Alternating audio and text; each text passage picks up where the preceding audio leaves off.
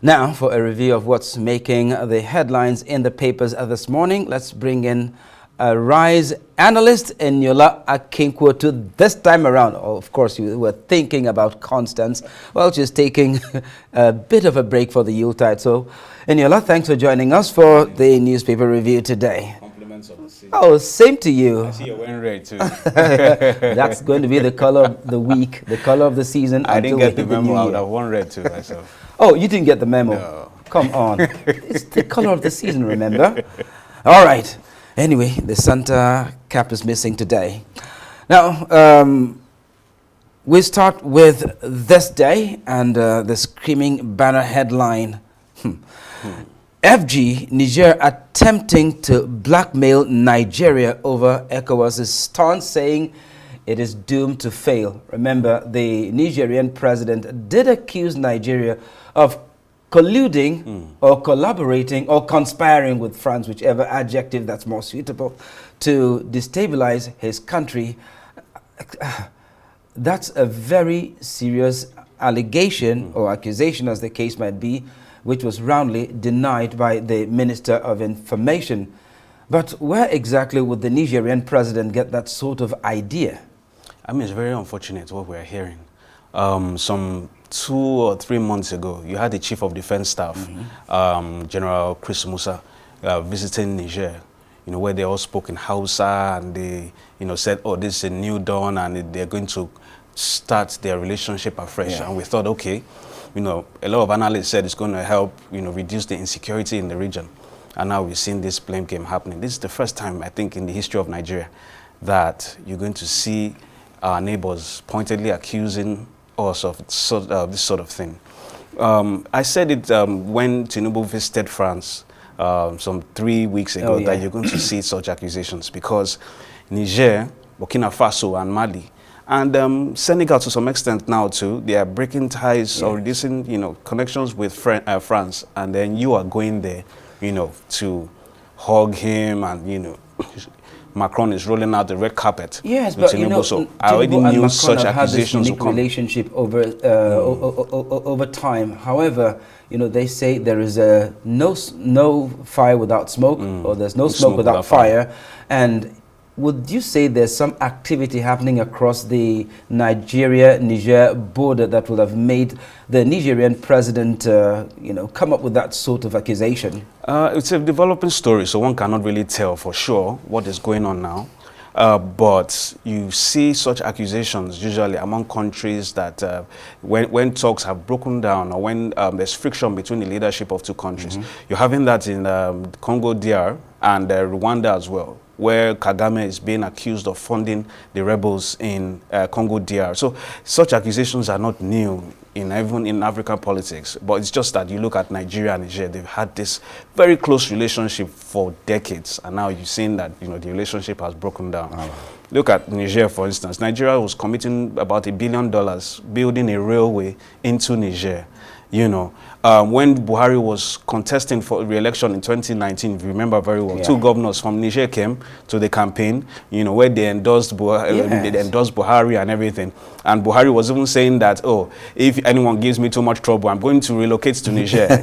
Niger was seen like the 51st, like the 37th state of Nigeria, so more or less. And now look at what things have become. Maybe the pre-split from France, Niger. Well, let's take a look at another headline in this day. Bauchi Governor tax reform bills favor one section of Nigeria, shortchange the north. It appears that conversation will just not go away. The tax reform bills and the northern governors are still very much at it, even though President Tinubu insists that the tax reform bills are here to stay. It came up during the presidential media chat last week too. Where they asked the president and he said, oh, he's going to go on with it. But for the first time, he said he was willing to make compromises, although he said it in passing. Politics is about give and take. And they've tried as much as possible to show the North that, look, you're going to benefit from these tax reforms because you're going to have a larger share of the VAT that comes from your region. But of course, they've not accepted that. And one argument also is that the purchasing power in the north is a lot lower in places like Lagos, the state, and rivers and places like that. So, of course, there's a lot of mistrust. And Tinubu needs to get this thing done fast because two things. First of all, if you notice, the debt that he's going to rack up to implement this budget, the deficit is high because he's not been able to pass, get this tax reform bills passed, and now he's going to have to, get loans to finance that budget. So he needs to ensure that goes fast. And election season, next 1 year, election season is going to begin. You won't be able to do any radical reforms after that. So he needs to ensure that these things are passed through as quickly as possible. Absolutely.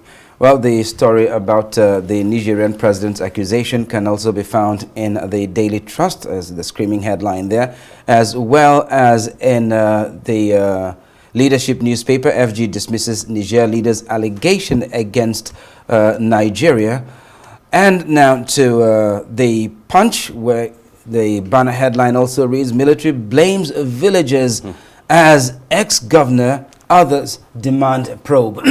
Now remember that unfortunate airstrike against two villages in Silame village in Sokoto State, Silame local government area, that is, in Sokoto State, where, the villagers became collateral damage, so to say, was struck by friendly fire. But the picture that's emerging here is that those villages were probably harboring a terrorist, if anything the military says is to go by. Well, that's difficult to believe. First of all, you look at it that between 2017 and 2023, over 425 people have been killed by this, let's say, error bombings or, carelessness on the part of the military.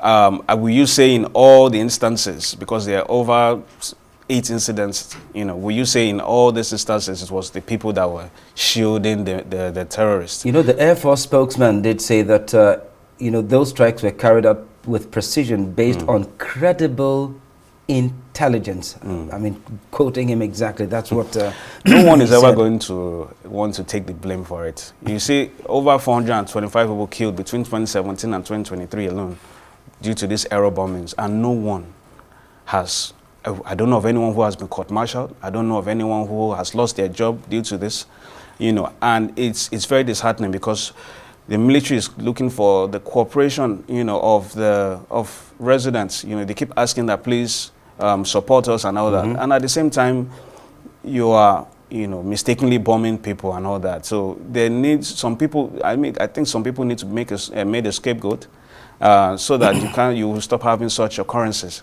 Well, it's a developing story too, so let's see. But I don't think it should be only the military that should be investigating itself. I think at this point now, the president needs to appoint some independent panelists, set up a panel or a commission into it because it's happening too much.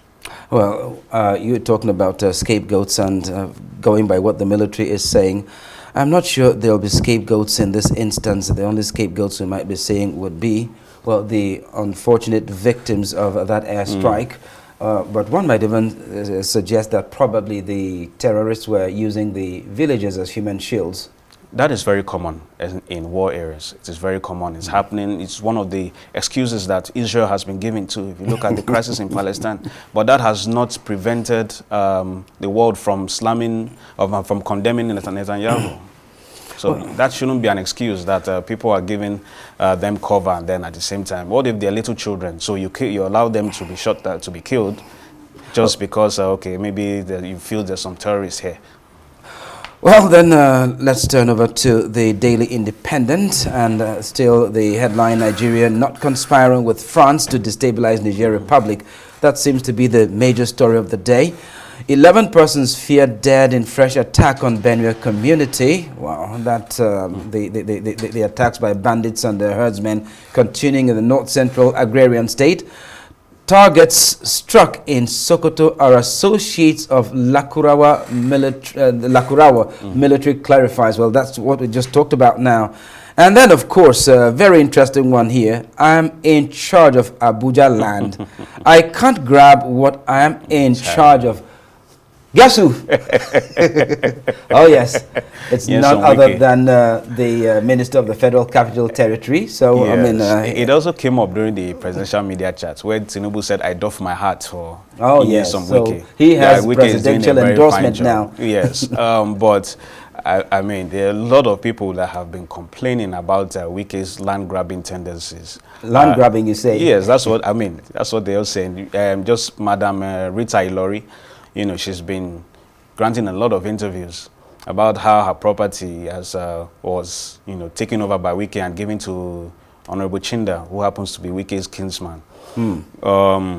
But we've had these accusations against not just Wiki, but all previous FCT ministers. Remember El Rufai too, who said at the time that, is it my enemies I'm going to be giving land to?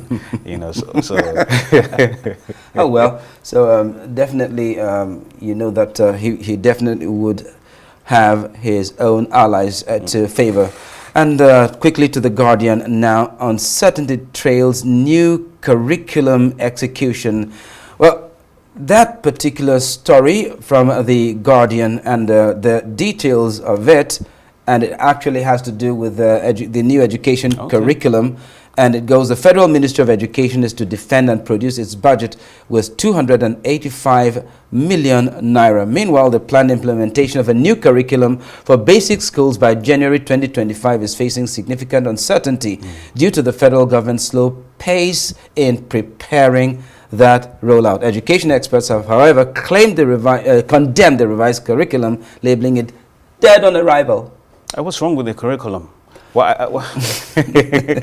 I think too that there have been a lot of, there have been clamors for a revision of our school curricula, because a lot of people argue that they're not in tune, do not correspond with current realities. I remember former Vice President Oshibaji was saying that we need to introduce coding, to primary and secondary schools. Then they said they wanted to introduce entrepreneurship as well, yes. just so that at least you have some sort of life skills by the time you're leaving school, if you want to continue with university. Yeah, so, but I really don't know what the Rockers is all about now. I think that's something I need to read well, like later. you said, it's also a developing story, and we'll need to see exactly what the problem is. But also, I think the budget for education, at least at the federal level, is still too low. Oh yeah, 285. Yes. I think that should be billion, because I mean what I'm seeing in the paper is million. No, it's billion. It's billion. It's actually higher than that. Really. Absolutely. Yeah, it's the after infrastructure. After defense, it's infrastructure, then education, and then I think health. Absolutely. Well, at this point, we'd like to say thank you so much, Eniola, for, being our in-house analyst today. Thank you very much. Oh, that was pretty lovely. Eniola Akinkwotu is the Chief International Correspondent, the Africa Report.